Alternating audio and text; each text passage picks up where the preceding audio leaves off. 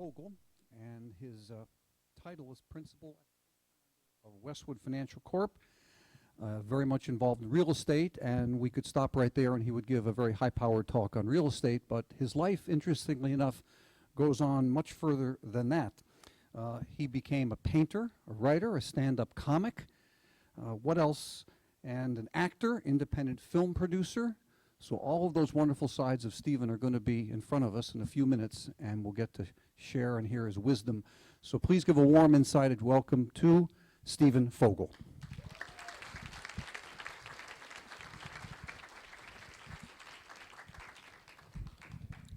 Thank you.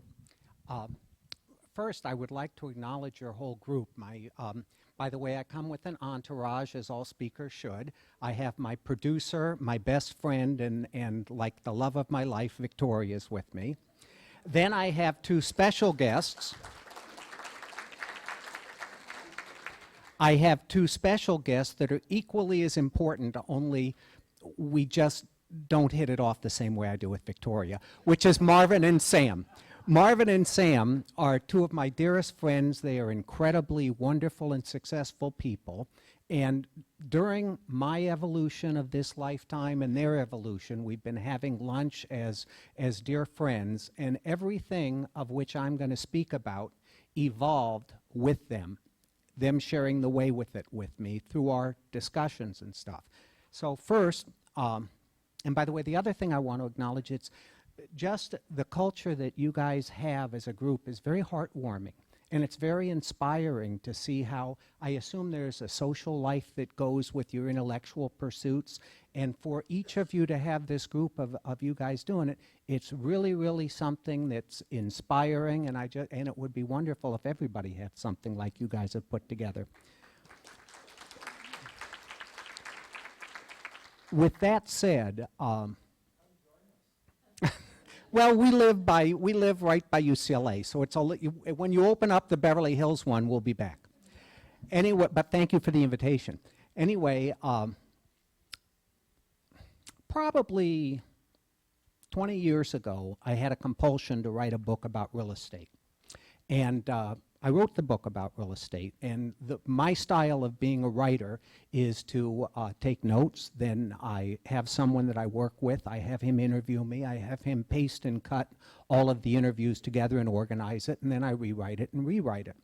So with that book, which was written under the name Zen to Zillions, the consciousness approach to real estate, it was immediately bought by Random House, who changed the name to the Yes I Can Guide for Mastering Real Estate, and I should have stuck with the first. But I enjoyed the experience tremendously, and it sold modestly for a few years. But the reason I mention that book is that I had no idea why I wanted to write it. But after reading the book, which I wrote every word of, I found out I had a whole system of how I operated that I had no idea about without reading my own book. Probably when I was probably in my 32, something like that, I had been very successful, you know, from my peer group in the business world from college on. And by the time I got to be about 30, I found that I was very successful with money, but it no longer masked, the business world no longer masked unhappiness, which I wasn't even aware of, because I was so busy making a buck and chasing the rainbow that it just didn't come up to me. Well, when the success came, that's when I came to understand that things were not fulfilling for me, and that's about the time I started going on what I now call the search. And I think the search, everyone, in my mind, everyone on the planet's on the search. Although if you listen to some of the people like Elizabeth Kubler-Ross, who writes about passing on, she talks about in the 6 stages of death that for some of us, that search comes really fast in the last few minutes of life. But for many of us, the search is forever. And so my search pretty formally started being on a shrink's couch. No, it was sitting in the chair in front of him. And what I had found is by that time that in my business areas of my life, I could make very substantive decisions relatively easy, didn't anguish over them, buy it, don't buy it, and I have very few regrets about any of the business things I did. But in other areas of my life, I found myself trapped. Now, by the way, I also, in the business part, one of the things I've come to understand is, and I have bought hundreds of pieces of property deal after deal, and we own quite a few properties all over the United States now. But with the business decisions, if I applied everything I knew to every business deal I ever did, I probably never would have bought any of them. That's just the way it is. And but in my personal life, it turned out I started to anguish over things with my wife, things with my children. And it's because those personal relationships, I ended up realizing I was very trapped in them. Now, by the way, this is my first speaking engagement. So my purpose for this evening is to share what I have with you, which is all my own experience. And also at a selfish level, it's to see if I enjoy it. And if I enjoy it, I'll do more of it. So if you see me uncomfortable with this, just know it's out of inexperience, not out of either clumsiness and inexperience, or one or the other. So one of the things I found myself with is I found myself that I was in my own prison cell. And pretty much, I think all of us, or at least most of us, go through in life finding that we feel trapped. And I found myself trapped in a lot of my personal relationships, and that's when I started with a shrink. And at this juncture, at 68 years old, I believe I've had far more therapy than Woody Allen. But if not, we're neck and neck. But I have also done tons of all of the pop psychology things, tons of the seminars. Whenever the books got to be bestsellers, I checked them out. So I've collected all of this wisdom, and I've refined it all for my own benefit. In the way I talk about the real estate book, when I got a couple of years ago to the law of diminishing returns, where I found I wasn't getting the same ahas out of my search as I got earlier in my life, I decided to see what I got by writing a book about it in the same way I wrote the real estate book. So the book, which I am proud of, very proud of, that's here tonight, and by the way, if any of you choose to buy it, I was so inspired by watching everything else, but please donate. I'll donate 100% of the proceeds to your charity. So if you buy the books, you'll be helping your charity, but I hope you read the books. In any event, we all find ourselves in this situation of finding that we're in some sort of a prison. And I'm going to step a little forward because my plan here is to follow my own PowerPoint, and I can't really see it. When you find that you're in that cell, the reason we are all in that cell is because we don't take responsibility that we hold the keys. We let the wife hold the keys, we let the boss hold the keys. It's just like we're in a prison that's a real prison, except there the warden holds the keys. So until you really get that you're holding the keys, you're not going to really get anywhere. We've given our power to someone else. And by the way, whenever you're in that prison cell, you're without power. You feel without power, and you're at the effect of everything. When you're in that prison cell, in order to get out of the prison cell, it's like Monty Hall would say, there's always 3 doors to do it with. The 3 doors you can do it with is accepting the situation fully. And there's that expression, accepting your partner, warts and all. And that doesn't mean begrudging it. It means, hey, I choose this, and that's the way it is. And that's kind of hard for us to do a lot of time, but that gets you out of the prison. The next thing that can get you out of prison is changing the situation.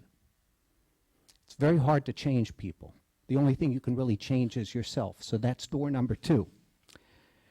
The third way you can get out of the prison cell is remove yourself from it. And if you're in a marriage, that's okay, the marriage is over. If you're in a job you don't like, it's okay, I'm going to take my chances and get a new job. Those are always the 3 doors. Those are the only 3 doors to any bind. To take those doors requires transformation. And that transformation is changing from the person you were, who had a point of view that you're ingrained in, to opening a new point of view. There are 6 steps in that transformation. We're going to go through the 6 steps. A shift in perception, identifying the dysfunctional patterns, identifying our organizing principles, creating new guiding principles, and then, most important, being in the now. And after you get into being in the now is living fearlessly. for the rest of the time. The first thing is a shift in perception.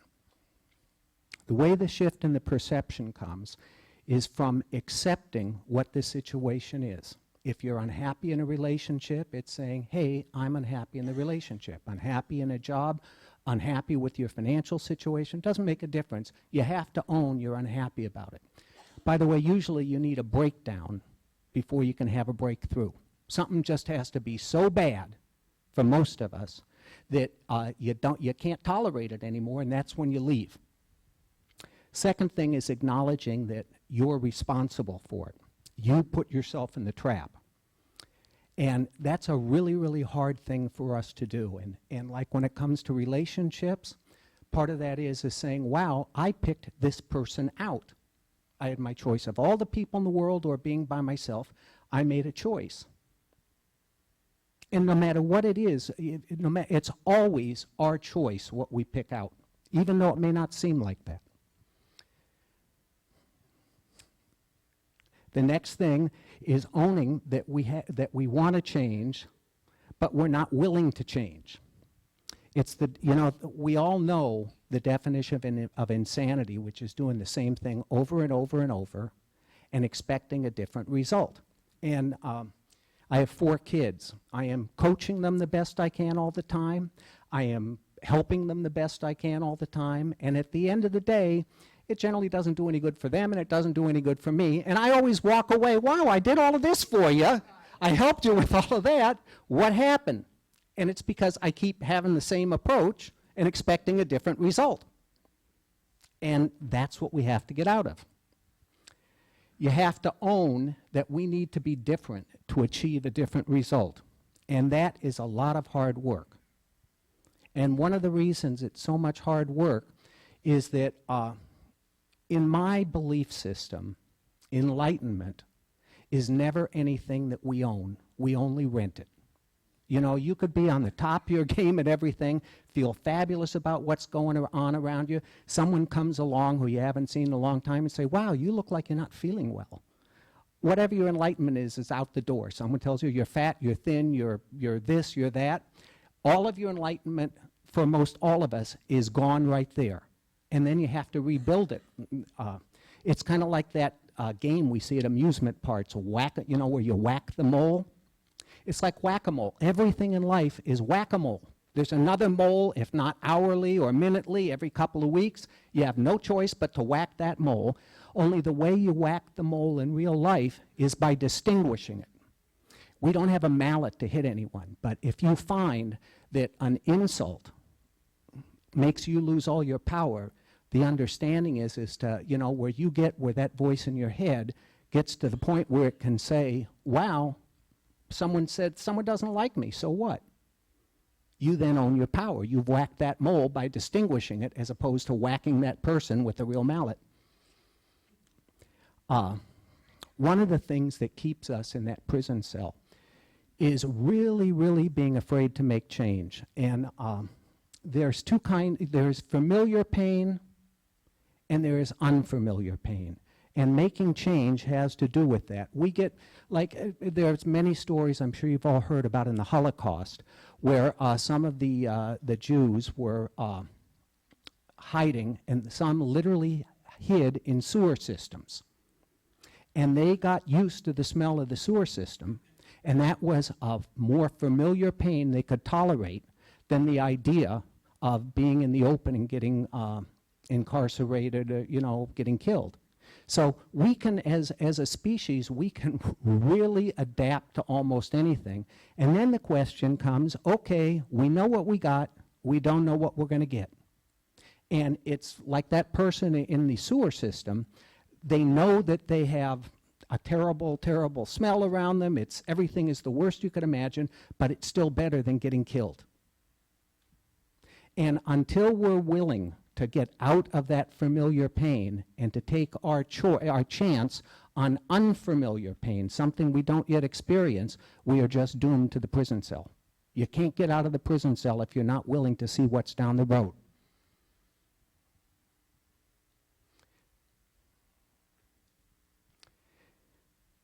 Before we get out of that prison cell, for most of us, that breakdown has to be really, really bad.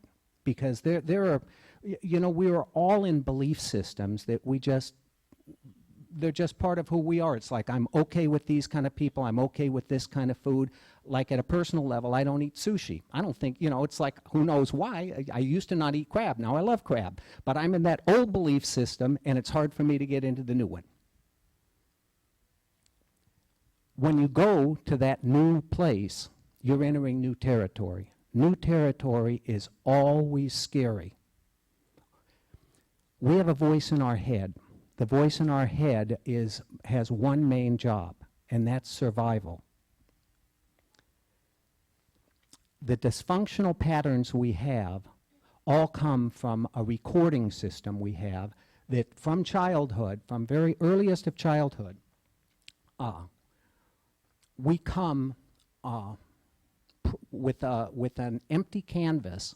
And my way of looking at that voice in the head, now by the way, the voice in the head is pretty much talking to every one of us close to 24/7. And by a show of hands, how many of you in the room think the voice in the head is you? Okay, how many of you think the voice in the head is just a voice in the head and it's not you? Okay. The voice in the head is not us. The voice in the head is our control system. The voice in the head is like the GPS in our car. The difference is that when, at a biblical way in the Old Testament, we have a point of view that in the Garden of Eden, Adam and Eve were having a fabulous time. There was absolutely nothing wrong. They lived forever. They had the best food you can imagine. Everything was perfect. All of a sudden, one day, the serpent serves up the apple from the tree of knowledge. The boss of the place had said no fruit. They ate the fruit, thrown out of the thrown out of the Garden of Eden, and now outside of the Garden of Eden, the rules were different. Where there was immortality in the Garden of Eden, where there was plenty of everything in the Garden of Eden, now they're outside the Garden of Eden, and it's scary. There are predators that can get them. Somebody has to find the food for them. So all of a sudden, a system was defined, which was never needed, which is that voice in our head. With the voice in our head, when we were probably a couple of thousand years ago, when we were still what we think of as the caveman stage, humans lived in small groups of 20 or 30 people.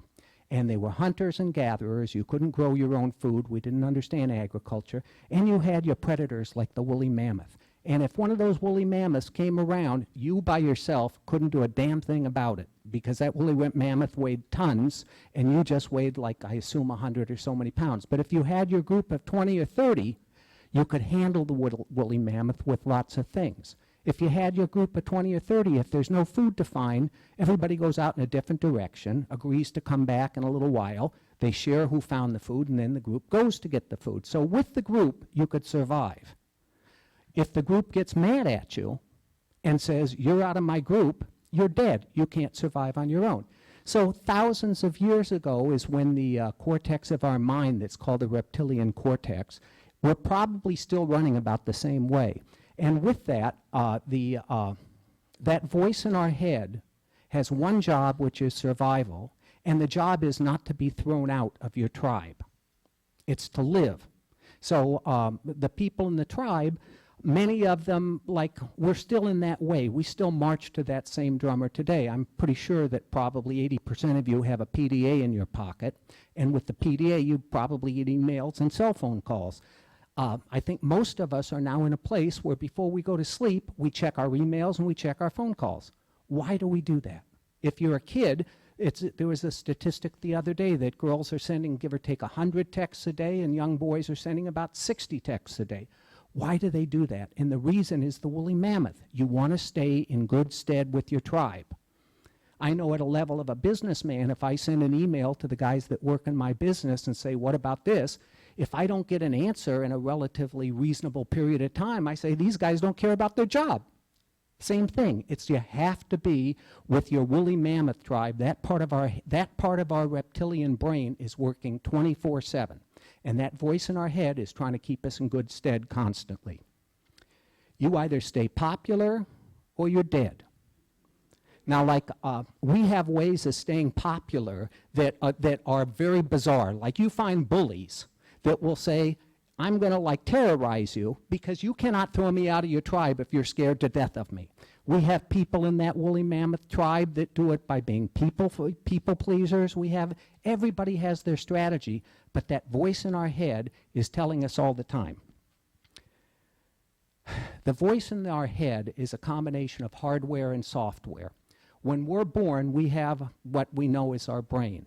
The brain is relatively unprogrammed. If you put your hand as a baby on on something hot, you're going to pull it away. Those are reflexes that, as we all remember how computers were first sold, they were sold bundled and unbundled. And the bundling would be, today you'd get Microsoft Word with the bundle, but you wouldn't get any programs. So the bundling of certain things that are physical reactions, those things come with the bundling. The rest of them, we program ourselves along the way. So that voice in our head is recording everything we do from childhood on. And we put those in files that are thought forms, and those thought forms keep coming up. And all of those thought forms, they are based on what happened in our childhood. So an example would be you take two kids that are maybe, fourth, fifth grade, teacher asks a question, one of them puts their hand up, comes up with an answer that the teacher praises, and all the other kids say, smart kid. You're going to see that kid volunteer and have a lot of confidence in himself. You take the kid sitting next to him, same situation, comes up with an answer that's embarrassing, gets a reaction from the teacher that isn't supportive, the other kids in the class laugh at him. There you got the real good underpinnings of a kid who's not going to be volunteering and isn't going to think of himself as smart. And those patterns don't really change. They're going to go from cradle to the grave with those misinterpretations that came, because at that one time that interpretation may have been right. They may have made a silly remark in the fifth grade. But the voice in your head is going to tell you for the rest of your life, at all situations like that, the applicable lesson in childhood is still valid. But we make these understandings, and we don't really change them. They just keep going on an automatic pilot unless we learn to do that whack-a-mole thing and distinguish, wow, that's just a thought that came up, and it may or may not be true. I may have other options. But the voice in our head is incredibly territorial. It doesn't want to hear anything that says it may be right or wrong. I'm sure all of you have an experience with a therapist, either personally or through friends in your life. And there isn't one of us who hasn't at one point or another been said, hey, check it out, or some other pop psychology thing. And probably about 30% of the people will try it out, and their voice in their head is either desperate or it's not so territorial that it's afraid. The other 70% probably have a territorial thing in their head that says, I don't want to take the risk of losing my bossness in it. And that's the voice in the head.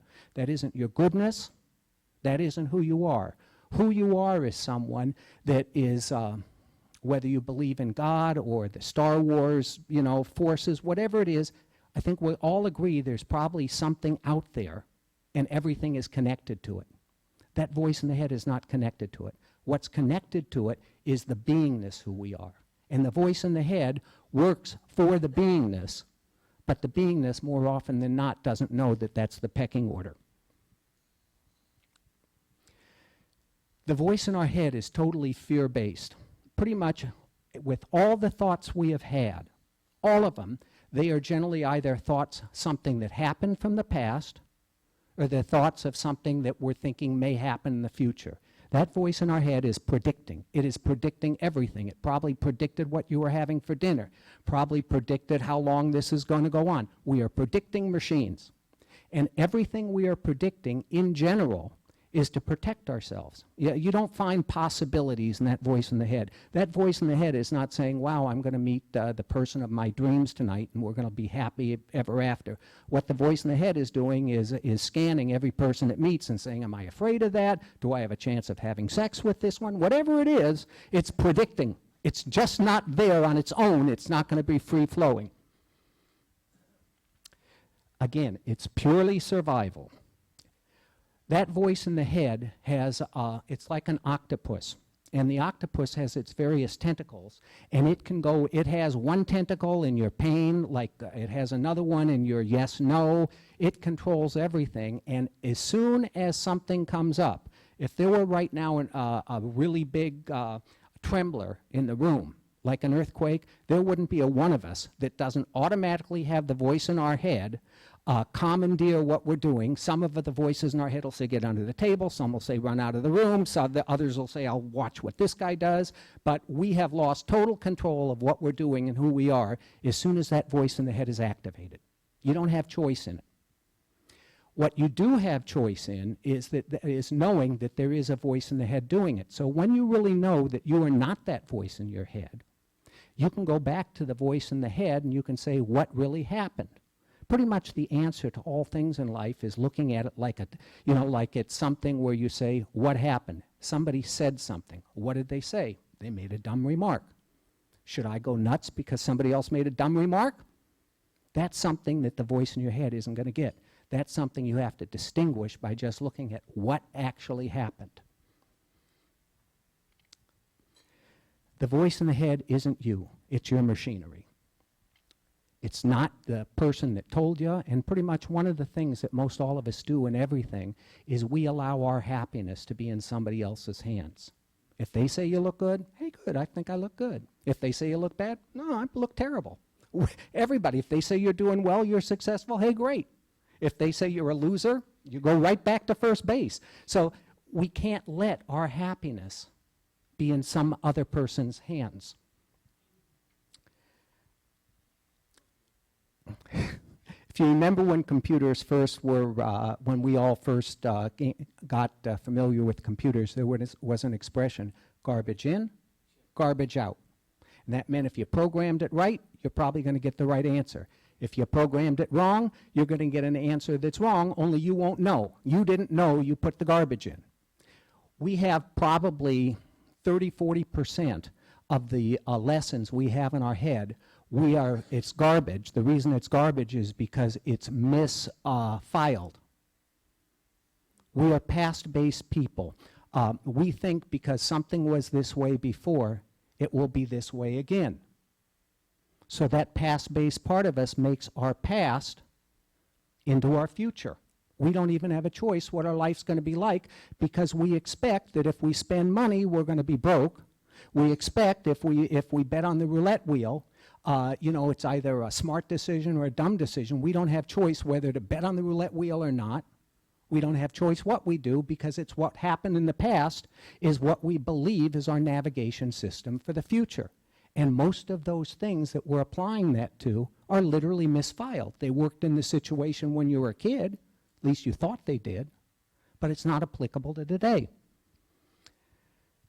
Examples of this, like my personal favorite is abandonment. I do everything I can so that the people I care about don't abandon me.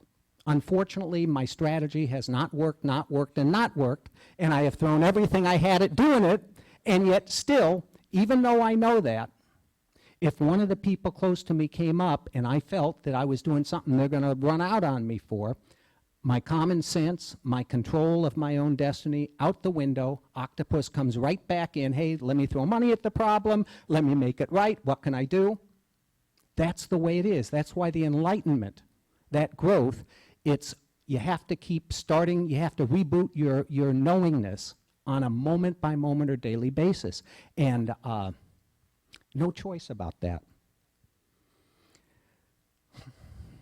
Again, I had lunch with a young man today. I've been mentoring him. And he's a very successful young guy, 28 years old, in the real estate business, made a lot of money even in this bad marketplace. And he's telling me that his biggest thing is fear he's going to miss out on the marketplace that we're in right now. Everybody will accept probably that we're at the low of real estate companies. So some of us, if you accept that in 10 years things are going to be a lot more valuable than they are literally today, you can't make a mistake. This guy is afraid he's not going to get enough stuff in. And I keep asking him, why do you use the word fear? And he must have used that word in an hour-and-a-half lunch 100 times. I'm afraid of this, I'm afraid of that. Handsome, young, great guy. Why is it fear-based? That's the voice in the head. And until he gets that there's nothing to be afraid of, he's going to be an unhappy camper no matter how well he does, and he's going to be putting himself down because of all the Donald Trumps on television.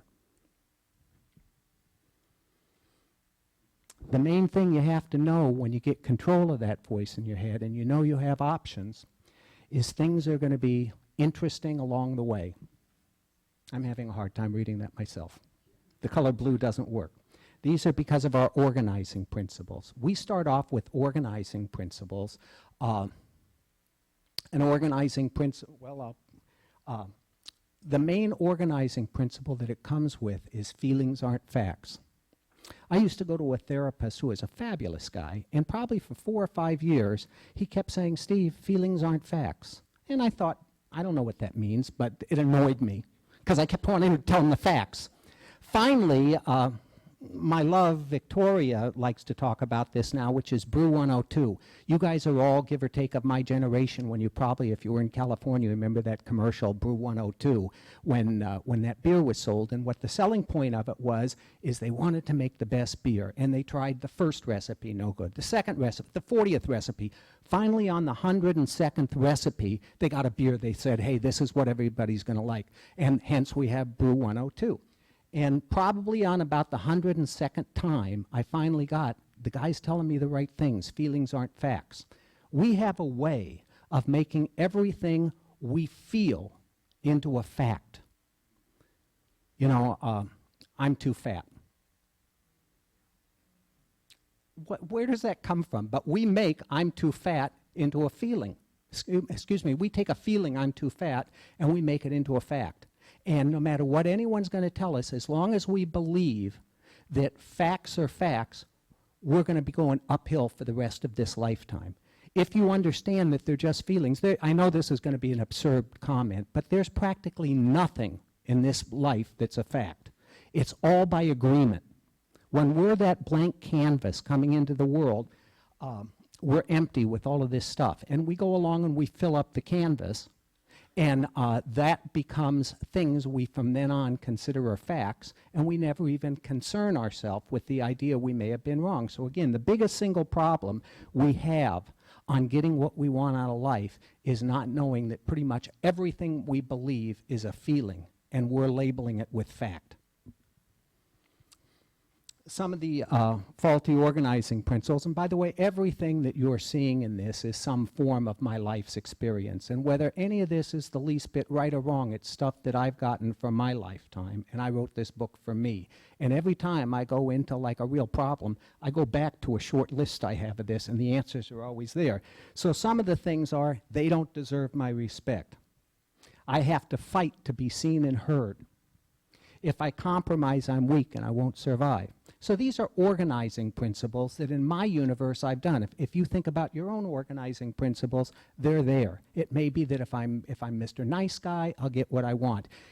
We all have this system of feel we deserve something. So if you like do penance all the time, if whatever it is, if you donate all your time and money to charity, you're supposed to win. These are just organizing principles, no truth to them at all. As long as you have those organizing principles, you're stuck in the past. The thing you have to do is create new organizing principles. And the way you find out is you distinguish which are the old organizing principles, and generally it takes a guide to do this. You know, you need a guide, could be in a book, a guide could be a therapist, a guide could be your best friend. It's someone that can help you see that you are seeing things from a point of view that really isn't accurate. Once you know what your options are, you start with new organizing principles, positive principles, and principles that give possibility where there was no possibility before. The possibility that I could be like my self-image. I could have enough money. I could have the love that I want. Examples, these same things, when you get these new ones, and you say that instead of people in authority giving me a bad time, it could be men in authority positions may be right and may deserve my respect. If you hold that out as a possibility, you're going to be a lot happier in your job than if you think that everybody, that everyone that's higher up in the way is going to crush you. I can be heard and seen with positive self-expression and without confrontation. It's a sign of strength and maturity when I choose to compromise. So it's just how you hold everything in life. The most important of all things is to be in the now. And again, whenever you're thinking of something that's already happened or fantasizing or predicting something that's going to happen, you are not in the now. Your machinery is running your life, and no matter what's going on in front of you, you're missing out on it. The only time you can really be at peace with yourself is when you're in the now. If someone were to come up and stick a gun in your face, you're not in the past and you're not in the future. You're defending yourself, you're doing what you need, and you're not even really all that upset for the moment. You're just acting. You're doing what you need to do, you're in the now. The way you get to know that you're in the now is by interrupting that voice in your head. First, before you can interrupt the voice in the head, you have to accept it's just a voice in my head. When you got that it's just a voice in my head, you have options. You have other possibilities. When you can distinguish that it's the voice in the head, you are being conscious. That's the beingness that you are. Checking out whether you're really awake or whether you're just being run by something that happened 20 years ago. We react to everything. All we do is react. Under any circumstances, no matter what it is. Someone's nice to you, you react. Someone says something you don't like, you react. Your food isn't at the table the way you like it, you react. The food is at the table the way you like it, you react. All we do is react. And unfortunately, anytime something happens where the reaction, where that voice in our head says, I'm not getting what I'm supposed to get, we generally react negatively. Believe me, I've acted out, as my girlfriend Victoria will say, more than necessary. Most of the time, we don't even know that we are engaged in our machinery being in charge of us. And there are clues to knowing when the machinery is running us. If you're anxious, it's running you. If your breathing is messed up, it's running you. If you're being defensive, it's running you. If you're angry, it's running you. If you're upset, it's running you. And by the way, there just is no argument with that. It just is. And as soon as you get that you're being run by that voice in your head, and you are not, then you start to know, I'm not really present. As soon as you can interrupt that and say, voice in the head, I see it's my voice in the head, you may be right or wrong, thank you. I'm going to check out what really happened. You immediately come into the now. When you're in the now, no matter what the situation is, you're safe. There's not a one of us here that isn't going to die. Yet we're all worried about it most of the time. What's all of that about? You know, that's the voice in the head that wants to dictate how things should be. Once you accept that things are going to be the way they're going to be, you could find peace. When that voice in the head is taking over, the only real choice you have, distinguish, replace the principle that's not working for you with one that has possibility. And these are the new guiding principles we talked about. Once you get all of that, you got everything you're going to get. If you really can live in that condition, there's two things left. One of them is to live fearlessly. That voice in the head is always scared. It's always fear-based. If you can live fearlessly, you're in the moment and you're going forward and you're going to experience a life that you dream of. But that's hard to do. It takes work. But that's the only way you're going to get there, is to live fearlessly and try out what you think you need to try out. You have to be courageous.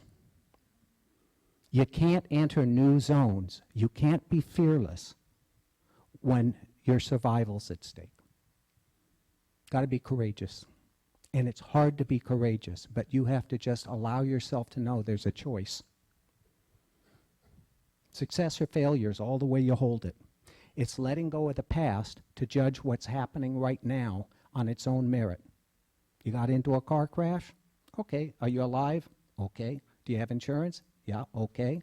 The other person okay? Yeah, okay. Instead of most of us, we get in a car crash, it'll set us in, and I mean just a little fender bender. It could take days before we calm down from it. Going into unknown territory, if you want to really live your life, is the only choice you have. There is no fun or no anything rewarding in what's already happened. You got that juice when you did it. You're not going to get that juice playing the same part over and over. You have to face your fears and not give in to them. You give in to them, the voice in your head's right back, taking charge of everything. Living fearlessly doesn't mean bad things aren't going to happen. It doesn't mean there aren't going to be fearful things. It means acknowledging your fears, being in the now, just doing what needs to be done at the time without worrying about anything other than getting the job done, and your life will work for you. You're always moving into the present, but when that voice in your head is working, you're still back in your past. I'm now complete.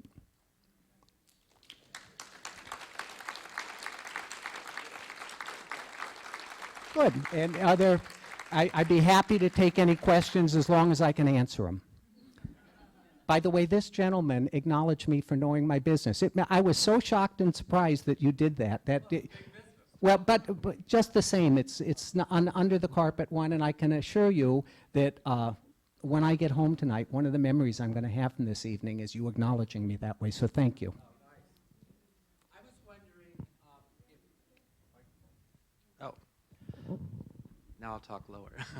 I was wondering if you could tell us anything about We're both fine. your paintings, your acting, your Sure. the other things besides real estate. How did you get into it, and what did you do, and how did it feel? Pretty much all of the things that I've had one-man shows. I've had a lot of recognition for my painting. I'm very proud of my painting. When I was 40 years old, I never ever would have thought I had any art within me at all. My first really indulgence into the arts was getting a piano and thinking probably at the age of 32 or 33, I'd like to be able to play the piano. I went out and bought the best piano that I found.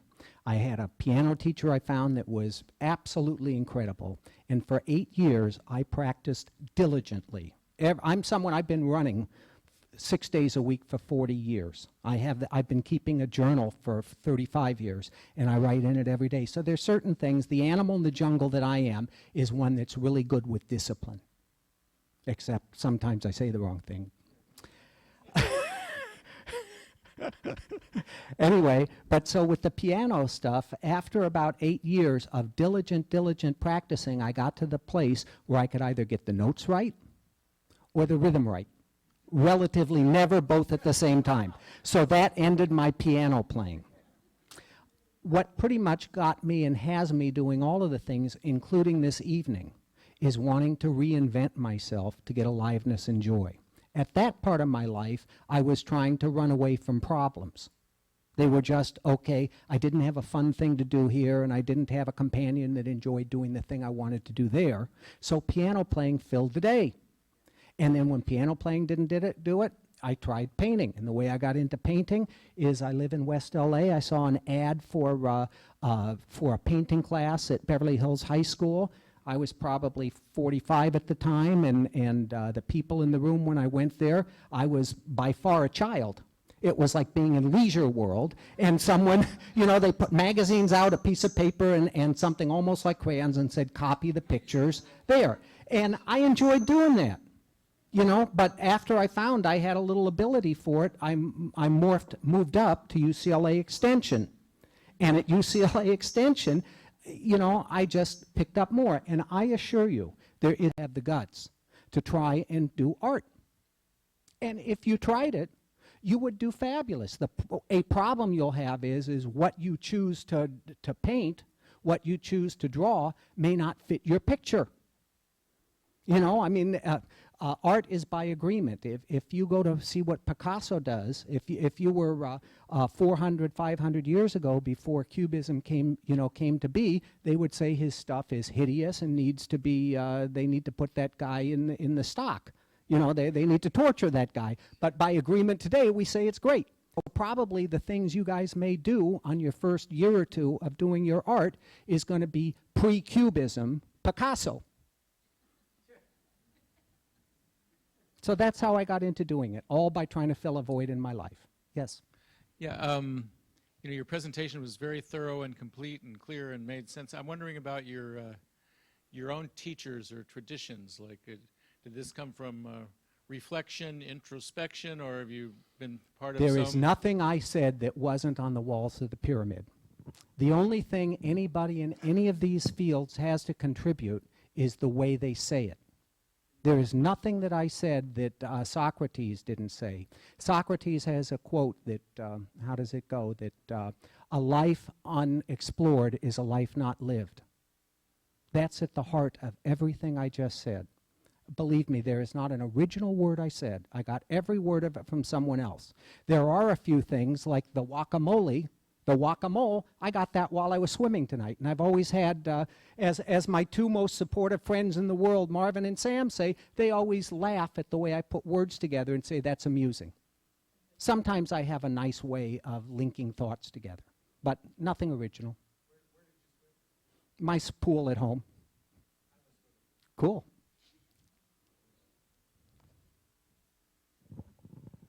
I guess, Stephen, we're always interested in the breakdown before the breakthrough. Are you willing to share that story with us, or is it something very private? It's both, and I will do it.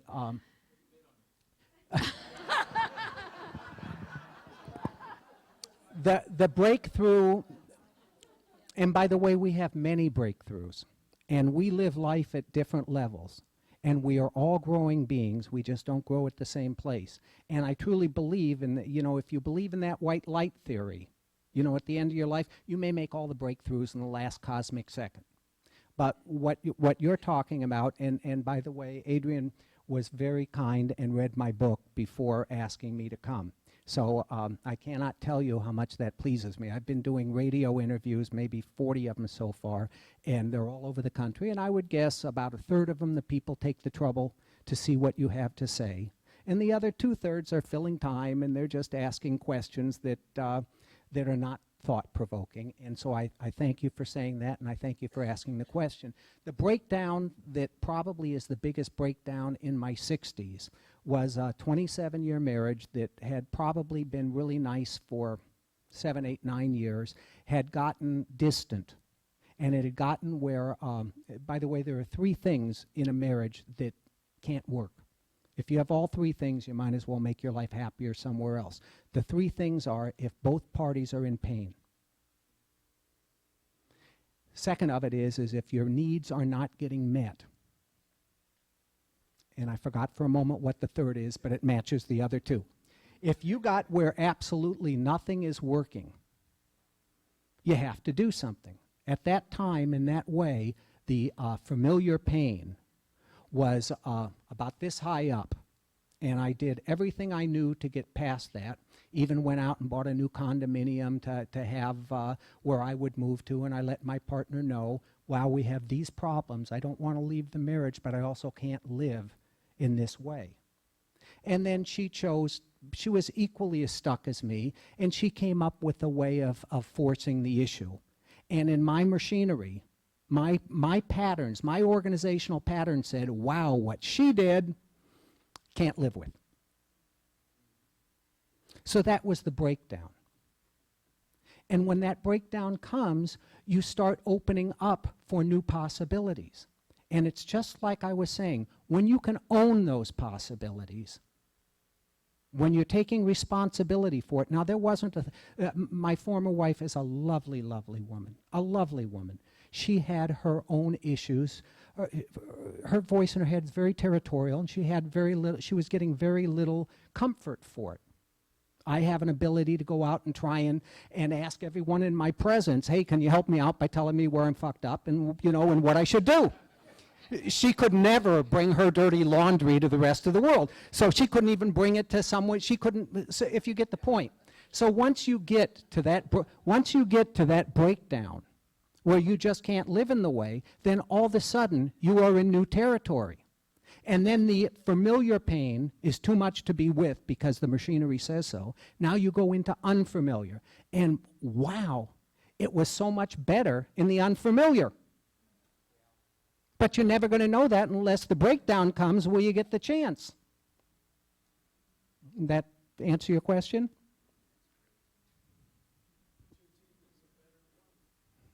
Yeah, and by the way, I don't mean to brag. I have one of the biggest TVs ever. It's 103 inches. Marvin and Sam, I love you both. Victoria, I love you enormously. Thank you all for the opportunity. If you choose to buy the book, please read it.